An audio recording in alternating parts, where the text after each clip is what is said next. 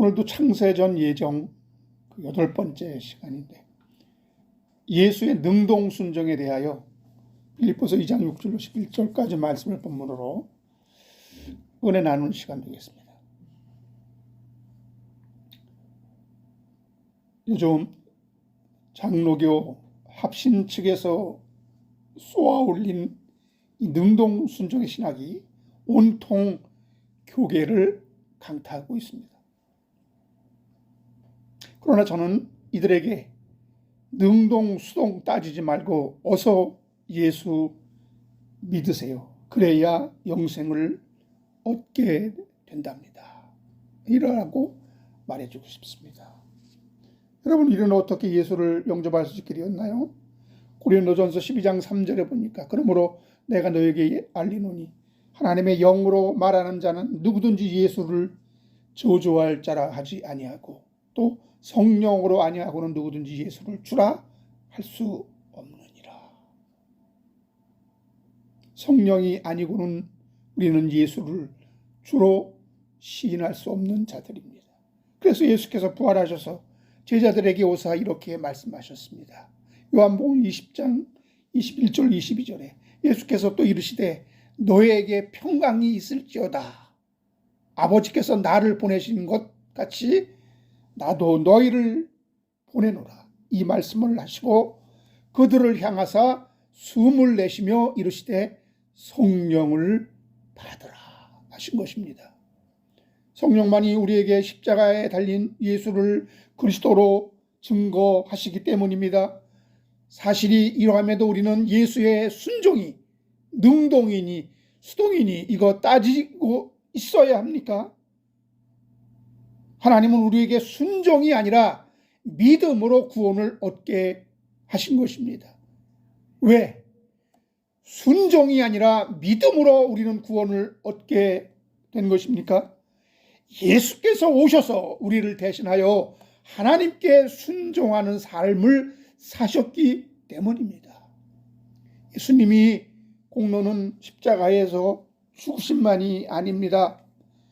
로마서 4장 25절에 보니까 예수는 우리가 범죄한 것 때문에 내어줌이 되었고 또한 우리를 의롭다 하시기 위하여 살아나셨느니라 말씀했습니다. 예수의 죽으심은 우리의 범죄함 때문이요 우리를 의롭다 하시기 위하여 그분이 죽은 자 가운데서 살아나셔서 그 의를 우리에게 전가시켜 주셔야 하는 것이 바로 칭의의 교리입니다.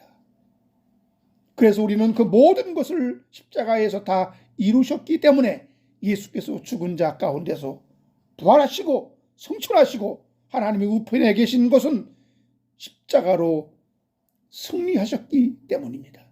그러므로 우리에게 죄와 사망의 권세를 이기고 승리하신 그 능력을 우리에게 주실 수 있게 된 것이 십자가이기 때문에 십자가 복음이라 하면 이 모든 것이 다 포함되어 있음을 믿어야 합니다. 할렐루야.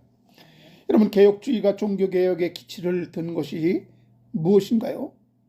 오직 믿음으로 의롭게 된다는 이신칭이에요. 그래서 우리는 그 의를 오직 믿음으로만 받게 되는 것입니다. 오직 의인은 믿음으로 얻어진다는 이신칭의, 그리고 오직 믿음으로 의를 득하게 된다는 이신득의의 교리가 바로 이것입니다. 그런데 이것이 가능했던 것은 예수 그리스도의 순종의 삶이요, 그것을 십자가에서 입증하신 것입니다. 이걸 우리가 믿는 거예요.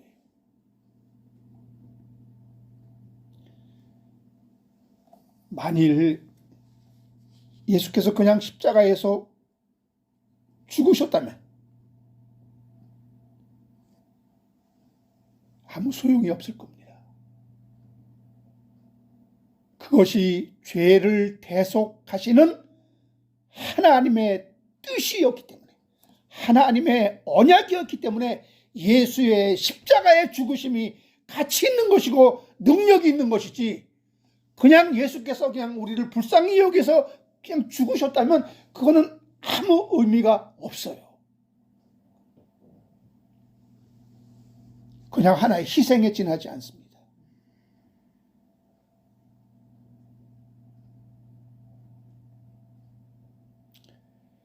십자가가 죄만 대속한 것이라면 우리는 그 의롭게 되는 길을 다시 에덴으로 돌아가서 선악과 따먹지 말라는 명령에 순종해야 할 의무가 있게 되는 것입니다. 죄에 대한 형벌로 예수께서 죽으신 것이기 때문에. 그렇게 해서 여러분 의롭게 될 인간이 있느냐 이 말입니다.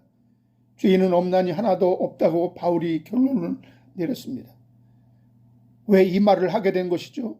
오직 의인이 믿음으로 의롭게 된다는 이신칭의의 이야기를 하기 위해서 이런 말을 한 것입니다. 그래서 율법 지킴으로 구원을 얻게 된다는 율법주의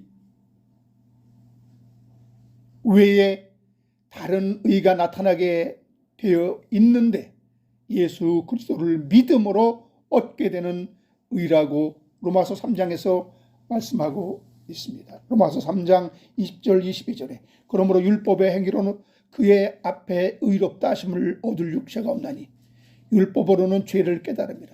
이제는 율법 외에 하나님의 한 의가 나타났으니 율법과 선지자들에게 증거를 받은 것이라. 곧 예수 그리스도를 믿음으로 말미암아 모든 믿는 자에게 미치는 하나님의 의인이 차별이 없느니라. 여러분, 예수님의 행하심 즉 순종이 우리의 의가 되었다는 것이 중요한 것이지, 그것이 능동순종인지 피동순종을 분리하는 것이 그리 중요한 것이 아님에도 불구하고 능동수동을 따지고 있고 율법을 지켰느니 율법을 폐했느니 이런 지엽적인 논쟁을 하고 있는 것은 바람직하지 않습니다. 그러나 예수의 순종하심이 없었으면 우리는 여전히 절망적인 상황에 처해 있을 수밖에 없는 죄인의 모습일 수밖에 없습니다. 왜냐하면 우리가 각각 하나님의 말씀을 순종해야 의롭게 될 수 있는 행위 언약 가운데 지금도 있다면, 믿음이 아닌 말씀에 순종하는 행위로 의롭게 되어 구원을 얻게 되어 있다면 누가 구원을 얻을 수 있습니까? 하나님의 말씀을 행함으로 구원을 얻을 수 있다고 지금도 그렇게 예수님이 우리에게 행위 언약을 은혜 언약으로 바꿔주지 않았다면 아무도 구원을 받을 자가 없는 것입니다. 그렇다면 우리의 칭의 즉 의롭다 하심은 어떻게 얻게 된 것입니까? 로마서 5장 19절에 보니까 한 사람이 순종하지 아니함으로 많은 사람이 죄인 된 것 같이 한 사람이 순종하심으로 많은 사람이 의인이 되리라. 이 한 사람이 예수 아닙니까? 십자가도 그 순종의 일환이라 이겁니다. 예수의 순종이 그리스도의 의를 우리에게 선물로 주셨다는 겁니다. 이것이 바로 행위 언약이 은혜 언약이 된 결정적인 이유인데요. 인간은 순종함으로 의를 이룰 수 없기 때문에 아담이 선악과를 따먹지 말라는 행위 언약을 어김으로 그것이 입증된 것입니다.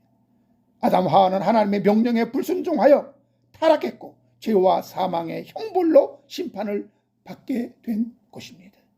그 후 아벨은 제사를 드렸고 에녹은 하나님과 동행했으며 노아는 방주를 지어 홍수 심판을 면할 수 있었고 아브라함과 이삭과 야곱은 다 믿음의 행위로 인하여 칭찬받는 믿음의 선진들이 되었습니다. 그러나 그들이 약속은 받지 못했다 성경은 말하고 있습니다. 히브리서 11장의 수많은 믿음의 선진들의 행함의 기록을 봅니다. 히브리서 11장 30절로 40절을 보면은 30절에 믿음으로 7일 동안 여리고를 도니 성이 무너졌으며 믿음으로 기생 라합은 정탐꾼을 평안히 영접하였으므로 순종하지 아니한 자들과 함께 멸망하지 아니하였도다. 내가 무슨 말을 더하리요? 기드온과 바락과 삼손과 입다와 다윗 및 사무엘과 선지자들의 일을 말하라면 내가 시간이 부족하리로다.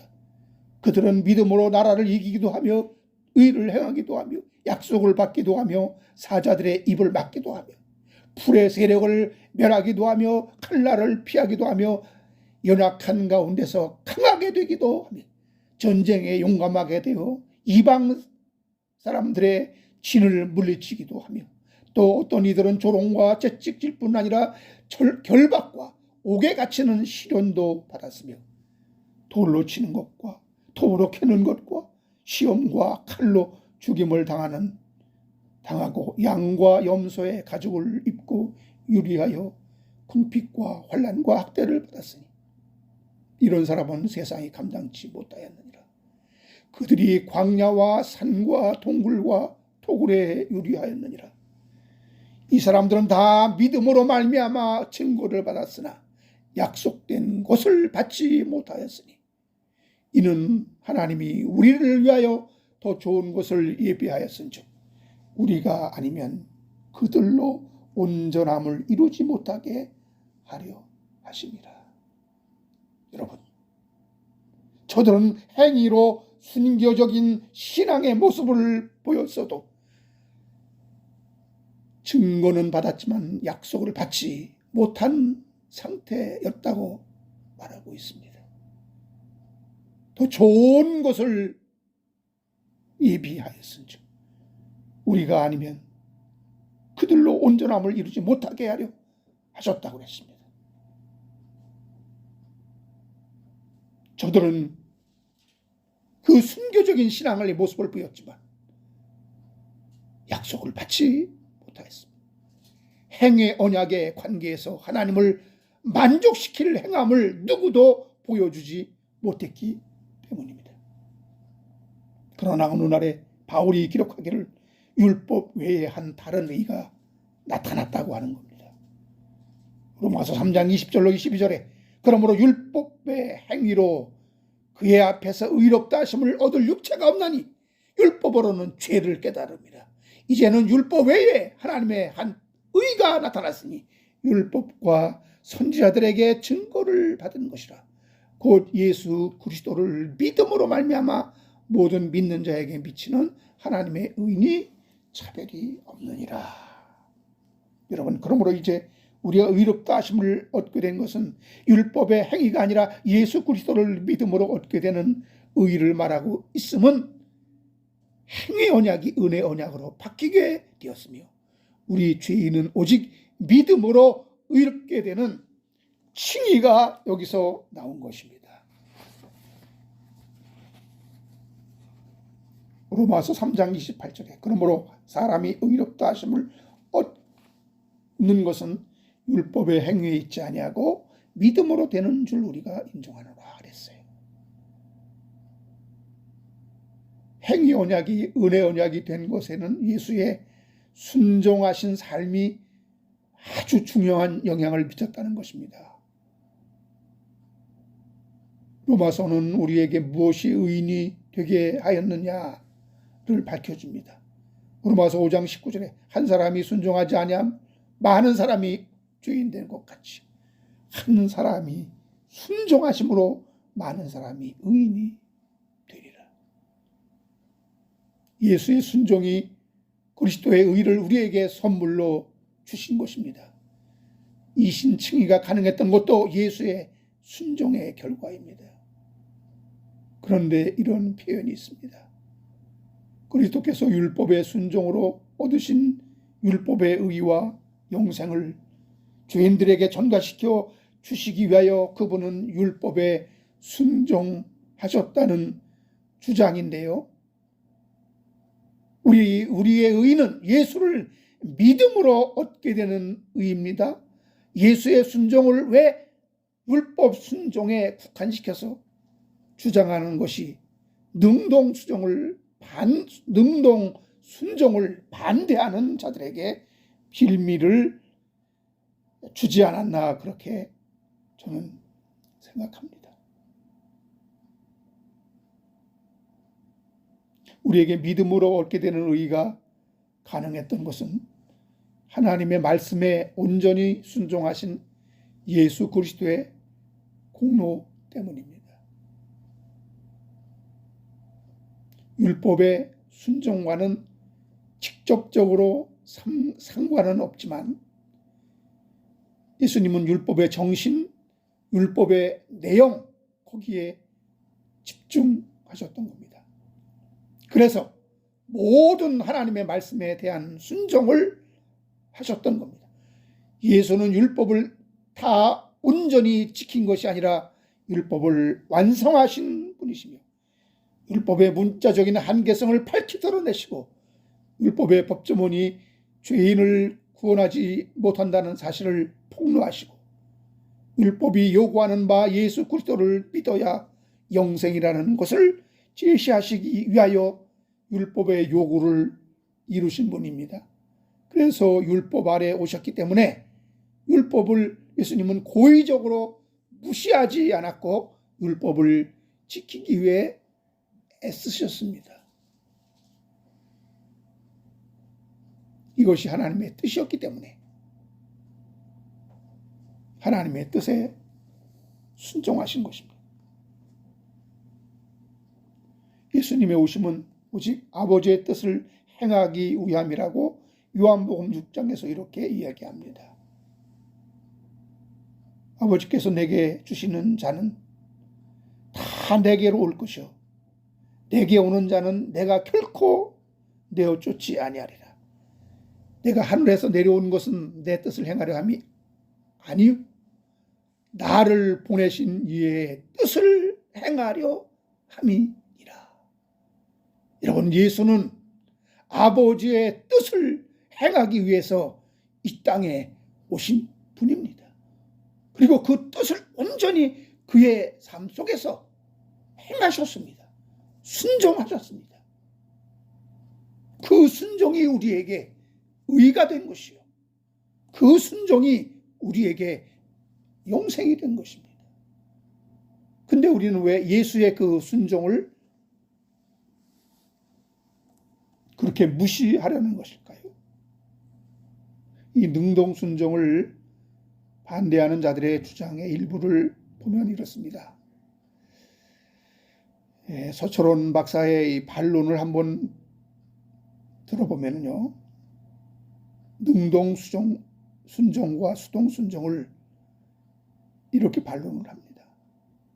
이것은 17세기 때부터 개혁과 신학에서 그리스도의 구원 사역을 두 가지로 구분하여 전개하였다. 그리스도가 하나님 아버지의 작정을 순종하여 십자가에 죽어 피 흘리심으로 백성들의 죄를 용서한 것과 그리스도가 입법자로서 율법 순종의 의무가 없는데도 자원하여 율법을 지켜 의를 이루었다는 것이다.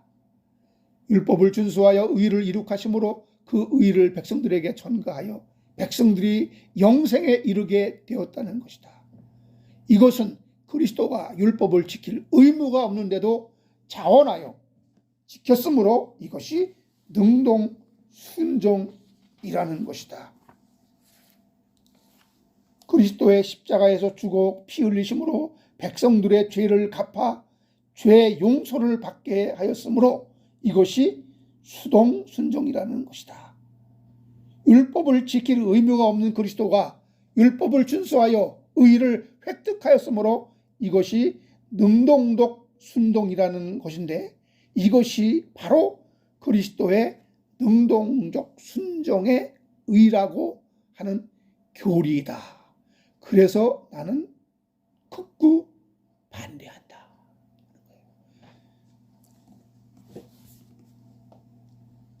왜 반대하는지 조금 이해가 되죠.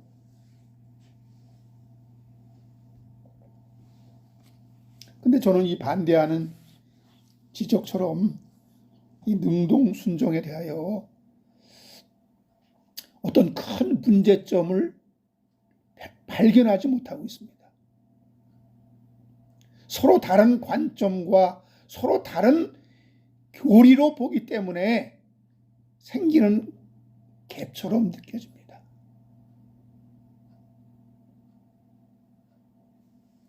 예수는 율법 순종의 의무가 없었다고 했는데 예수님은 유대인으로 오셨으며 율법을 지키는 것이 마땅하지 않습니까?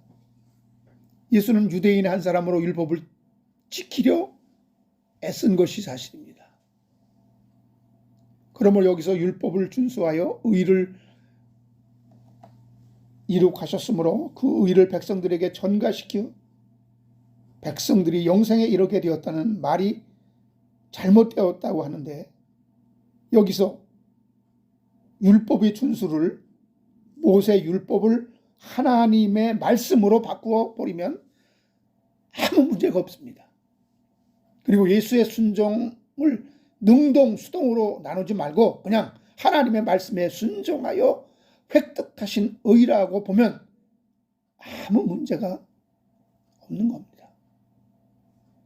이 주제는 본래 아주 커다란 어떤 교리적인 문제가 없는데 그런 크게 문제를 벌린 것이 아닌가, 그렇게 생각됩니다.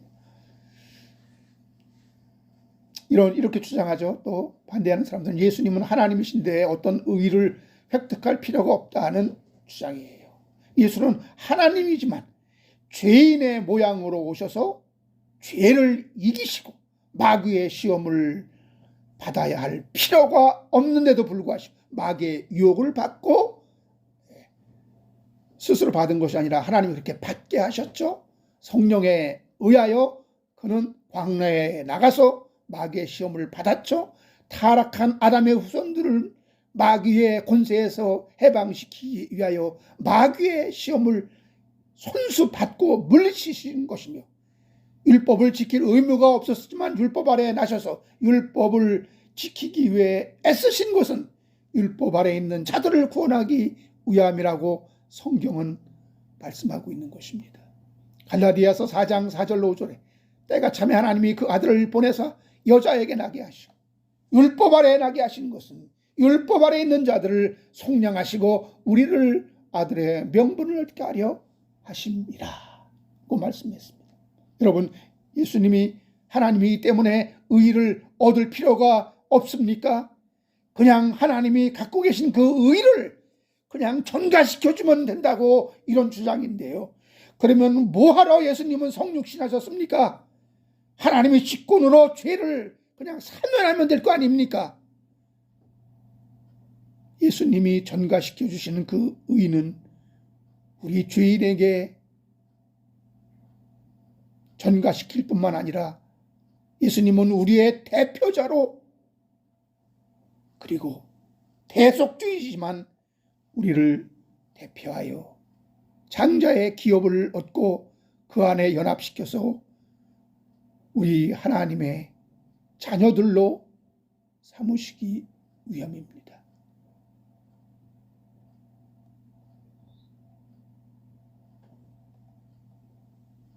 그분은 인간으로 오셔서 의를 획득하실 필요가 있었던 겁니다. 그래서 예수를 장자요, 첫 열매라고 부르는 겁니다.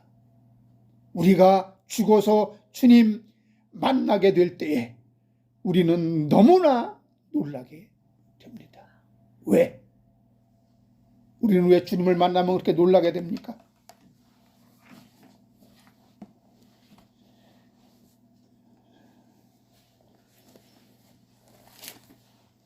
요한일서 한번 보겠습니다.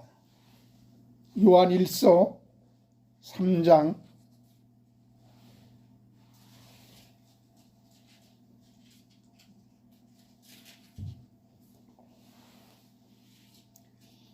2절 3절 보겠습니다. 사랑하는 자들, 우리가 지금은 하나님의 자녀라. 장래에 어떻게 될지는 아직 나타나지 아니하였으나 그가 나타나시면 우리가 그와 같을 줄을 아는 것은 그의 참모습을 그대로 볼 것이기 때문이니 주를 향하여 이 소망을 가진 자마다 그의 깨끗하심과 같이 자기를 깨끗하게 하느니라. 그가 나타나시면 우리가 그와 같을 줄을 안다 그랬습니다. 예수와 같은 형상을 갖게 되는 것입니다. 우리와 전혀 다른 모습이 아니라 우리와 똑같은, 그분은 우리와 같은 그러한 인간으로 오셔서 모든 죄와 모든 마귀의 권세를 다 그분이 그런 시험을 당하시고 이기고 승리하시고, 그리고 죽었다가 부활하셔서 부활의 첫 열매가 되셔서 장자란 말이에요. 그리고 우리 예수 믿는 우리 모든 자들은 그 안에 함께 우리가 첫 열매로 거둬지는 거예요. 나중에 보니까 예수와 그 모든 자들이 똑같아. 그 기질, 인간의 기질과 그 모든 형상과 이것이 똑같게 된 거예요. 우리 자신도 모르게. 어떻게 그것이 여러분 가능하게 됐느냐 이겁니다. 예수와 성분이 같아. 성분이. 예수님은 그냥 무조건 하나님이기 때문에, 예수님은 하나님이 오셔서 아무런 고난도 없이 아무런 고통도 없이 살다가 그냥 가신 분이 아니라는 거예요. 그렇게 생각하니까 예수님은 따로 어떤 의의를 획득할 필요가 없다 이렇게 얘기하는 건데,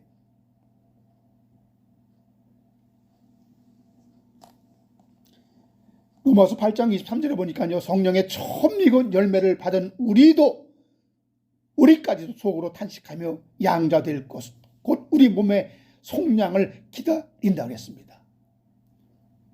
고린도전서 15장에서는 여기는 예수 그리스도가 죽은 자 가운데서 잠자는 자들의 첫 열매가 되었다 그랬고, 로마서 8장에는 우리를 성령의 처음 익은 열매라고 해서 첫 열매, 예수 그리스도가 첫 열매요, 우리도 똑같은 첫 열매라는 거예요. 어떻게 이것이 가능하냐 이겁니다. 어떻게? 그 점을 베드로전서 2장 21절에서 힌트를 줍니다. 어떻게 우리가 예수와 가능하게 되는지, 그 품성과 그 성품과 기질이 어떻게 가능해서 우리가 부활돼서 천국에 가보니까 예수와 우리가 똑같은 모습을 가졌어. 베드로전서 2장 21절, 이를 위하여 너희가 부르심을 받았으니 그리스도도 너희를 위하여 고난을 받으사 너희에게 본을 끼쳐 그 자취를 따라오게 하려 하셨느니라. 여기 본을 끼쳐라 그랬는데, 이 말이 원어에는 성경에 한 번 딱 나옵니다. 이것을 우리가 잘못 생각하면은 우리가 예수 본받아야 되겠다, 예수 본받아서 우리도 똑같이 예수와 같이 돼야 되겠다라고 하는데, 그거는 심히 그건 안 되는 일입니다. 우리가 본받을 수가 없는 분이에요. 그러면 이게 무슨 뜻이냐? 이 본이라는 이 말이 휘포그람모스라는 건데, 이게 딱 한 번 나옵니다. 이 모범, 본보기 이런 뜻이 있습니다. 그리스도가 우리의 본보기가 되었다라는 거예요. 그럼 본보기가 되어서 그분은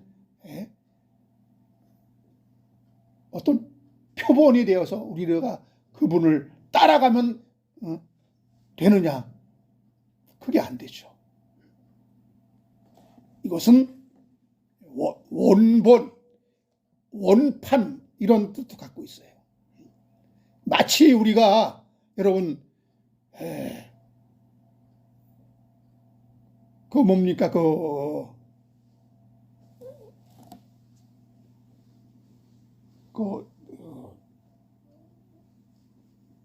이 빵 있잖아요. 이거 풀빵 같은 거, 그 틀에서 그냥 밀가루를 반죽을 거기다 넣으면은 똑같은 원본이 지켜지는 거예요. 그래서 내가 완전히 분해돼서 내가 예수 그리스도와 같이 이겨져야 되고, 예수 그리스도와 같이 하나가 돼. 이게 연합이에요, 연합. 이 누가 하는 성령이 이 일을 하신다 이거예요. 말씀이 이 일을 하신다 이거예요. 말씀이. 그래서 예수님이 이 땅에 오셔서 그 말씀에 순종한 성령에 이끌려서 마귀의 시험을 받은 겁니다. 하나님의 시험.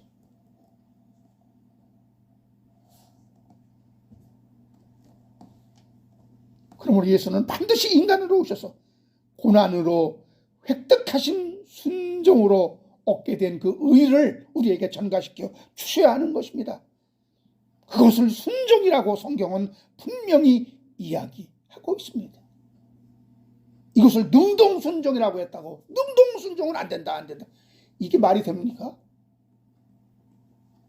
히브리서 5장 8절로 9절 보니까 그가 아들이시면서도 받으신 고난으로 순종함을 배워서 온전하게 되었은즉 자기에게 순종하는 모든 자에게 영원한 구원의 근원이 되셨다 그랬어요. 여기 분명히 그가 아들이시지만 받으신 고난으로 순종함을 배웠다 그랬어요. 이거 새롭게 배우는 겁니다. 그분은 하나님으로 사신 게 아니라 완전한 인간으로 사신 거예요. 인간으로. 그분이 고난을 받았다 그랬어요. 그분도 여러분 잠 안 자면 피곤합니다.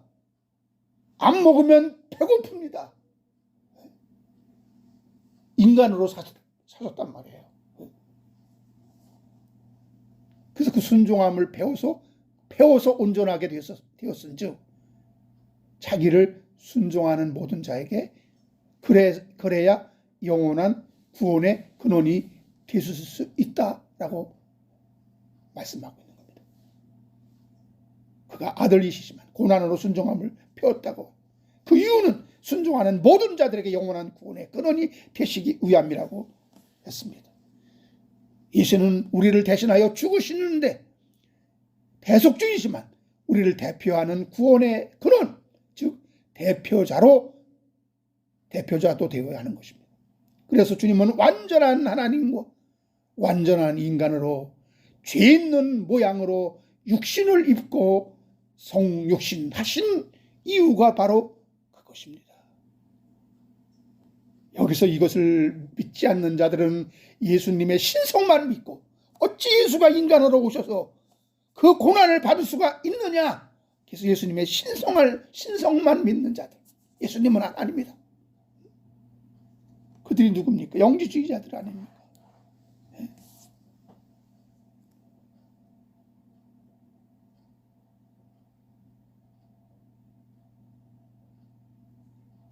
그러면 반대하는 자들의 주장을 자세히 한번 더 들어보겠습니다. 이것은 그렇게 간단한 문제가 아닙니다. 반대하는 편에서는 신약 핵심은 예수를 믿는 믿음으로 영생에 이르는 것이지 예수가 율법을 성취하셔서 구원에 이른다는 주장은 거짓이다 라고 이렇게 단언하고 있는데요. 이 서천원 박사님의 주장 중에 이런 말이 있습니다. 그리스도의 순종이 능동적 순종과 수동적 순종으로 나누는 것은 신약의 근거가 없는 사변적인 산물이다. 이 주장 틀린 말이 아닙니다. 저도 이 말에 동의합니다. 굳이 예수의 순종을 능동 수동으로 나누어서 놓은 것이 빌미가 되었다고 보는 겁니다. 근데 이런 표현도 깊이 들어가면 왜 그랬는지 그 이유를 저는 이해가 가는 측면이 있습니다. 여러분, 주님의 마음이 한번 되어보세요. 주님의 마음이. 주님이 여러분 십자가를 지실 때 그분은 인간이셨기 때문에 인간의 그 고뇌도 갖고 있었단 말이에요. 예수님이 십자가 지는 게 여러분 기쁘고 즐거웠겠습니까? 그것은 타락이 원래 정해진 프로세스가 아니기 때문이에요. 원래 창세 전에 있는 하나님의 원래 그 언약이 아니잖아요. 아담과 하와가 하나님은 순종하기를 원했단 말이에요. 선악과를 따먹지 않고 하나님 말씀에 순종하는 자들이 되기를 하나님은 원했단 말이에요. 근데 거기에 미치지 못했잖아요. 그래서 그 타락한 것을 예수님이 십자가로 그대 죄의 형벌을 대신 갚아주는 그 일 때문에 예수님은 십자가에 죽으신 것입니다. 우리의 구원과 영생은 오직 예수 그리스도를 믿음으로 얻게 되는 것이 분명합니다. 그것은 예수께서 십자가에서 완성하신 죄의 사함과 의롭게 하심, 그리고 거룩하게 하시며 영화롭게 하신 모든 공로가 십자가 안에서 완성되었으며 우리는 그 사실을 믿으면 구원이요 영생입니다. 이것이 성경이 제시하는 십자가 복음, 은혜의 복음입니다. 여기엔 예수의 능동이니 수동이니 이런 것이 없잖아요. 예? 그리고 율법을 완성하고, 그리고 십자가에 피 흘리시고 구속하시고, 그리고 부활 승천하신 성령에 의해서 다시 성도에게 오셔서 성령을 주셨는데, 그 성령은 우리에게 다 이루신 십자가를 밝히 드러내 보여주셨다는 겁니다. 그리고 그분이 뭐라 합니까? 이제 나를 믿으라 하는 거예요. 십자가에 달려서 부활하신 그분이 우리에게 오셔서 뭐라 하십니까? 나를 믿으라.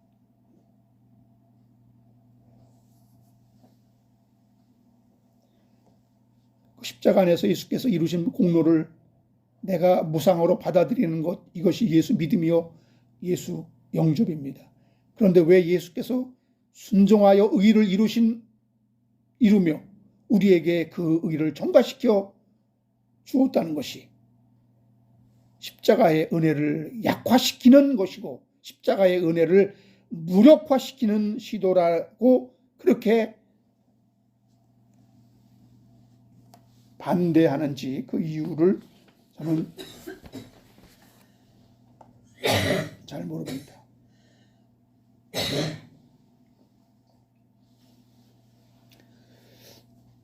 제가 이해가 안 되는 것이 예수께서 율법이든 말씀이든 능동도 좋고 수동도 좋고 순종하여 획득하신 그 의를 예수 믿는 자들에게 의롭다고 칭의를 선물해 주시는 것이 왜 십자가의 은혜가 무력하게 된다는 것인지 저는 좀처럼 이해가 안 되는 대목입니다. 하지만 오로지 십자가의 공로를 강조하려는 그 십자가 신앙에서 이런 집착이 생겼다는 것을 10분 이해하고도 남습니다. 그런데 그 모든 의롭게 되는 것이 십자가 안에 다 수렴되었다고 보면 아무 문제가 없습니다. 그리고 십자가에서 죽으심까지의 순종하심도 다 하나님의 죄인을 속죄하기 위한 방편으로서의 하나님의 요구사항입니다.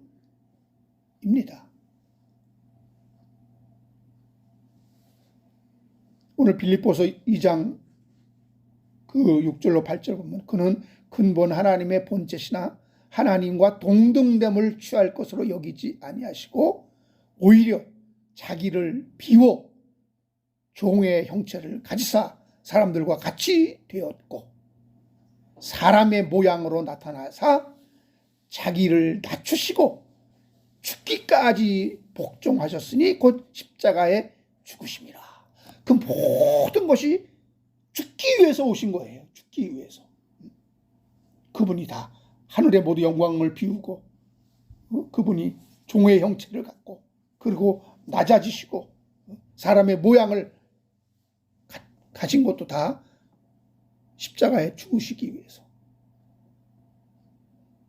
예수께서 사람이 되시고 자기를 낮추어 종의 형체를 입고 한 것도 다 죽기까지 복종하셨다.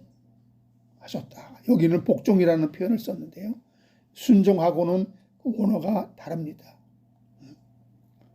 그래서 이것이 아마 어떤 자발적으로 기뻐서 한 것이 아니라 정말 하나님의 뜻을 이루기 위한 그런 복종하는 심정으로 예수님이 순종했다. 그런 의미가 있는 것 같아요. 그래서 예수님의 성육신으로부터 십자가 죽음까지 이게 다, 이걸 한마디로 얘기하면 이게 순종의 삶이에요. 이게.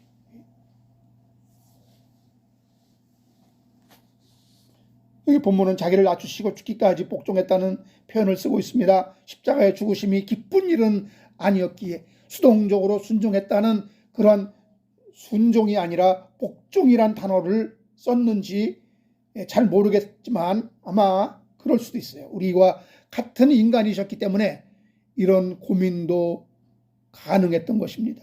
그분이 하나님이시기 때문에 십자가 지는 것이 쉬웠을 것이라는 생각은 잘못된 생각입니다. 어떤 사람들은 그분은 하나님이기 때문에 아무 고통을 느끼지 않을 수도 있었다. 고통 없이 죽을 수도 있었다. 이런 주장. 그것은 아닙니다.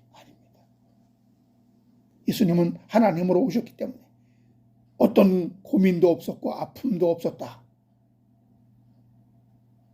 이것은 잘못된 생각입니다. 성경적이 아닙니다.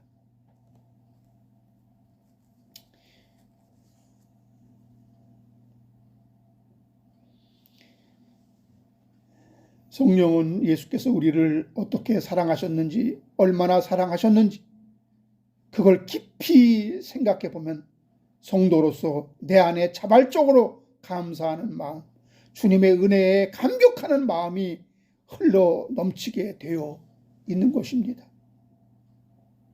그러면 억지가 아닌 자발적인 순종이 우리 속에서 우러나오는 것, 이것이 능동 순종 아닙니까?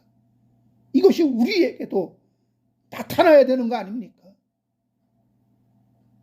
그래야 우리는 하나님께 영광 돌리며 하나님을 기쁘시게 하려는 그런 마음이 생기는 것은 너무나 당연한 것입니다. 이런 자발적인 순종과 헌신이 우리 속에서 우러나오게 해야지. 왜 자꾸 예수의 순종이 능동이냐 수동이냐 이거 갖고 서로 따지고 있느냐 이 말입니다.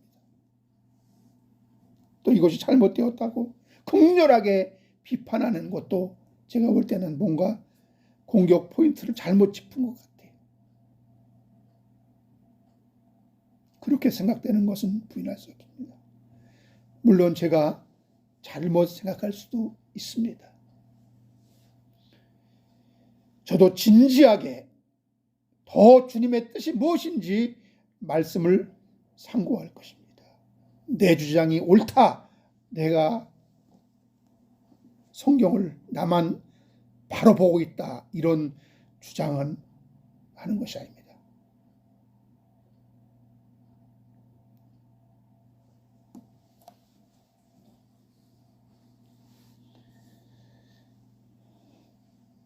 과연 예수님이 율법을 정말 철저하게 지켰느냐? 율법을 무시하고 율법을 서슴없이 범했느냐? 이러한 논란도 많은데요. 그러나 여기에서 오해는 예수께서 율법을 지키신 것이 아니라 율법을 폐하셨다라고 이렇게 믿는 사람들이 어떻게 되는가 하면은 반율법주의자들이 되는 겁니다. 자신도 모르게 무율법주의자들이 되는 겁니다. 예수님이 율법을 다 폐지했다. 그러면 이제 우리가 어떻게 살아요? 예수만 믿으면 된다. 그 믿음의 방식, 믿음의 양식. 그럼 예수만 믿으면 되지 하나님 말씀 필요 없잖아요. 그렇게 된단 말이에요.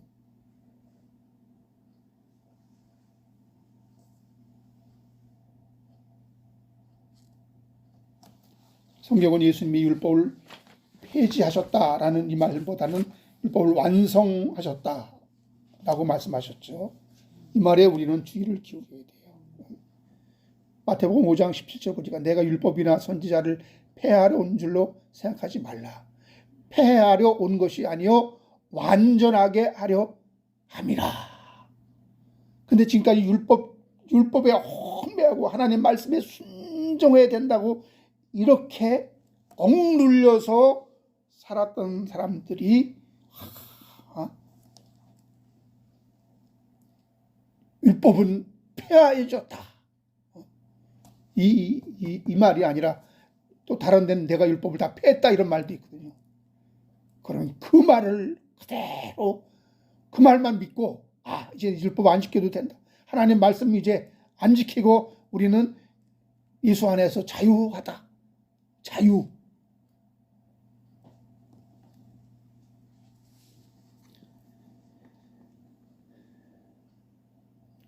그러니까 예수는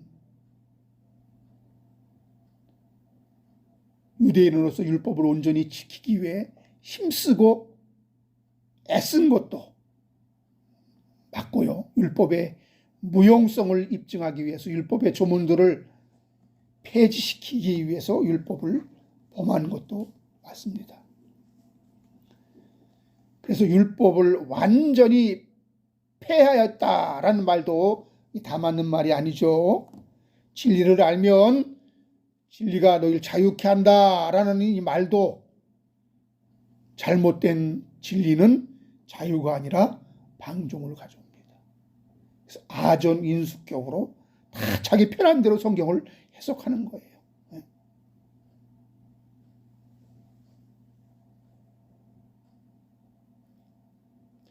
율법의 법조문에 그리고 장로들의 유전인 율법의 문자적 해석에 얽매이지 않도록 그것을 지켜야 구원을 받을 수 있다는 율법주의적인 생각은 다 허구라는 것이 드러났다는 그런 의미에서 구원을 얻게 하는 율법의 기능은 이제 삭제되었다. 이제 폐하여졌다. 그 기능이 이제 없어졌다라는 그렇게 선언하신 것이고, 율법이 우리를 구원할 수 없다라는 그런 의미에서 율법의 기능은 이제 폐하여졌다 그렇게 말한 거예요. 하지만 율법의 효용성은 여전하다는 겁니다. 로마서 7장 12절에 보니까 이러보건대 율법은 거룩하고 계명도 거룩하고 의로우며 선하도다 그랬어요.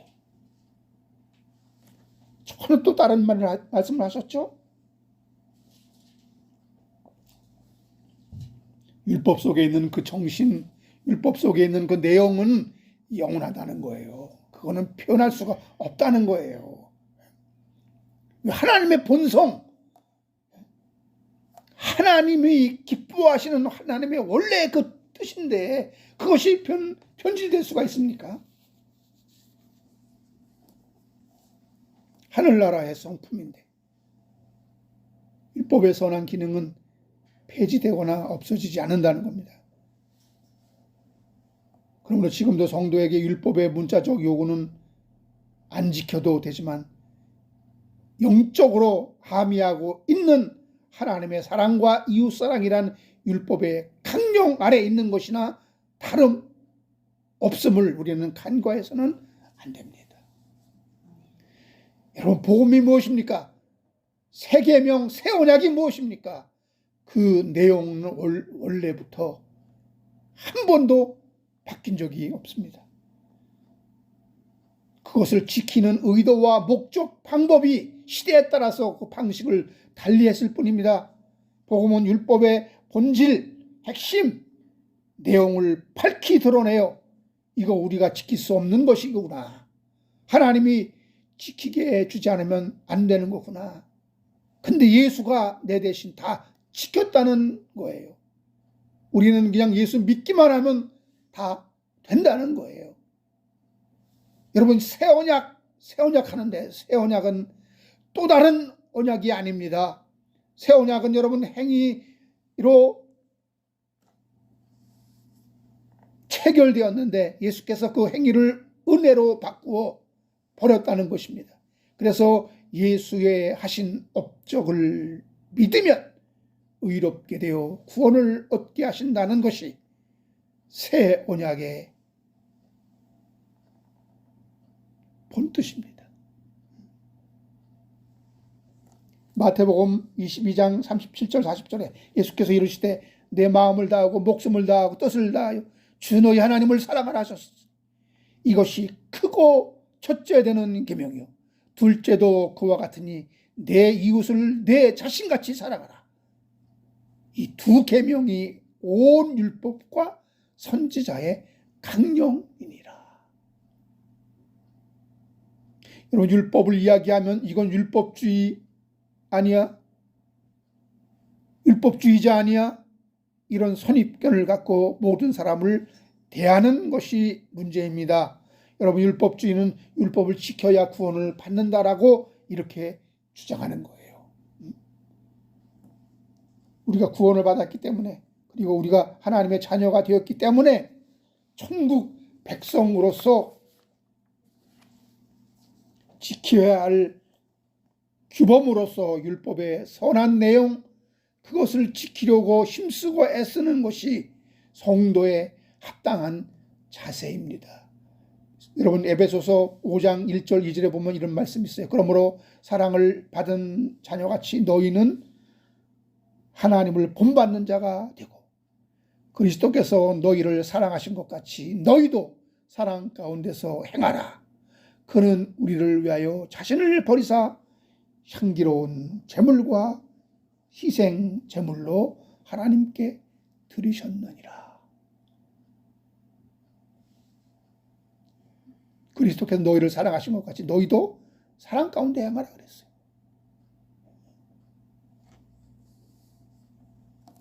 그러나 중요한 것은 이는 구원의 조건이 아니라 성도가 나타내고 결국 지향해야 할 의무사항으로서 남아 있다는 것입니다.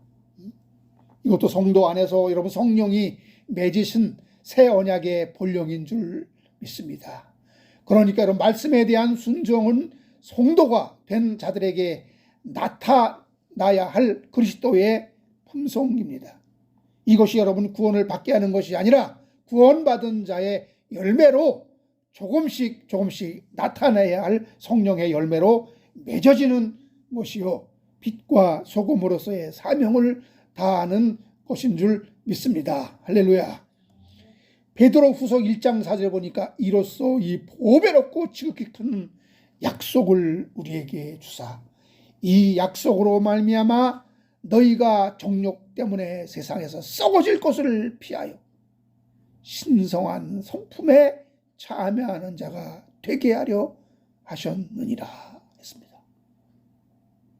신의 성품에 참여하는 자가 되게 한다고 했어요. 여러분, 우리는 죄밖에 안 나오기 때문에 아무리 노력해도 죄의 열매밖에 못 맺는다라고 이렇게 우리는 얘기하잖아요. 여러분, 자기 부인이 뭡니까? 자기 부인. 내가 안 되니까 내 안에 주님 드러내고 나타나게 하는 것이 자기 부인이에요. 여러분, 나는 안 돼요. 나는 못합니다. 라고 주장하는 자들에게 주님은 뭐라고 얘기할까요?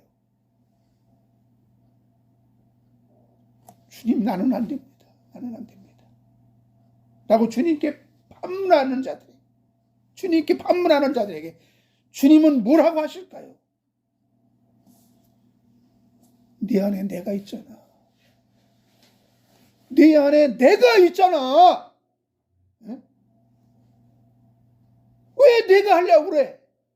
네 안에 있는 나를 틀어내란 말이야. 이게 자기 부인이에요. 우리는 자기 부인, 자기 부인을 얘기는 하지만 나는 안 돼요. 나는 죄인데 죄밖에 나오지 않는데 내가 뭘 합니까? 앞뒤가 안 맞는단 말이에요.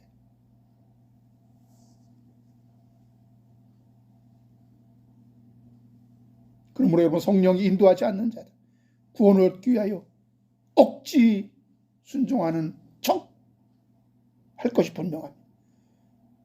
그러나 구원을 받은 자는 억지로 순종하다가도 이것이 아니구나, 성령께서 깨닫게 하여 자발적으로 감사하여 순종하고 기뻐 뛰며 주를 경배하게 되는 것입니다. 다 하나님의 섭리 가운데 우리를 하나님 앞으로 인도하는 역할을 하게 하시는 것입니다. 서로 논쟁하는 것은 이 아버지의 섭리를 우리가 이해하지 못했기 때문이에요. 좋은 모습이 아닙니다. 진리가 이러하다면 우리가 등동수동 이거 따질 것이 아니라 이 쓸데없는 논쟁을 할 것이 아니라 예수 믿어야 합니다. 예수 제대로 믿지 못하니 이런 논쟁을 하게 되는 것이 분명합니다.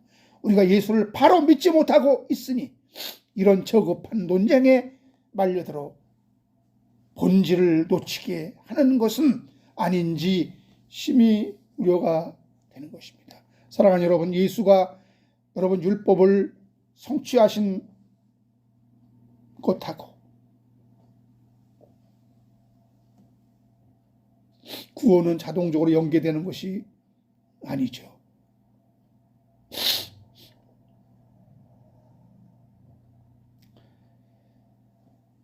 여러분 로마서 3장 20절에 보니까 그 예수 그리스도를 믿음으로 말미암아 모든 믿는 자에게 미치는 하나님의 의인이 차별이 없다고 그랬습니다. 우리는 예수 그리스도를 주로 영접할 때 그 의가 우리에게 전가되어 우리도 의인이 된다는 것이 성경의 약속입니다.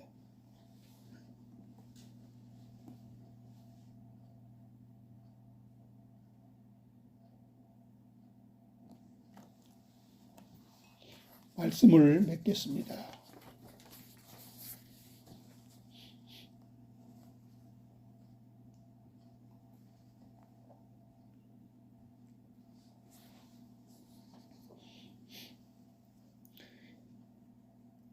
예수님은 율법을 완성하셨고 그런데 왜 그 율법을 무시했느니 이 문제 한번 생각해 보겠습니다. 예수님은 왜 그렇게 율법을 지키려고 애를 쓰셨습니까? 그거는 자식된 도리로 아버지의 말씀에 순종하고 아버지의 뜻을 이루시려는 그 의지로 세상에 오셨기 때문에 죽기까지 순종하신 것은 그것이 아버지의 기뻐하는 뜻을 이루기 위함입니다. 히브리서 10장 9절에 보니까 보시옵소서 내가 하나님의 뜻을 행하러 왔나이다. 여러분 예수님의 십자가는 율법의 실체입니다. 모든 율법이 가리키고 있는 것이 뭐예요? 예수님의 십자가예요. 예수님의 죽으심이에요. 그러니까 율법을 폐지시키기 전에 완수하셔야 하는 것입니다. 완수하신 그 십자가의 정신은 영원히 그들 제자들 속에 새겨 넣으시는 것입니다. 그래서 마태복음 26장 39절에 예수께서 조금 나아가서 얼굴을 땅에 대시고 엎드려 기도하여 이르시되 내 아버지여 만일 할만하시거든 이 잔을 내게서 지나가게 없소서. 그러나 나의 원대로 마옵시고 아버지의 원대로 하옵소서. 여러분 예수가 십자가 지는 것도 순종인데요. 이거 기뻐하면서 그랬을까요? 아니죠. 아주 죽지 못해 안달난 사람처럼 즐거워하면서 여러분 콧노래 부르면서 여러분 갈보리 언덕으로 골고다로 가셨을까요? 아니란 말입니다. 순종하는 마음으로 복종했다 이거예요. 복종했다. 이 주님의 마음에서 나오는 진심 어린 순종 우리가 능동 수동으로 나누려 하는 것도 저는 이해가 됩니다. 더 이상 이런 논쟁하지 말고 이제 우리는 진심으로 우리를 죽기까지 사랑하신 그 예수님을 믿고 섬겨야 할 것입니다. 할렐루야, 믿기를 바랍니다.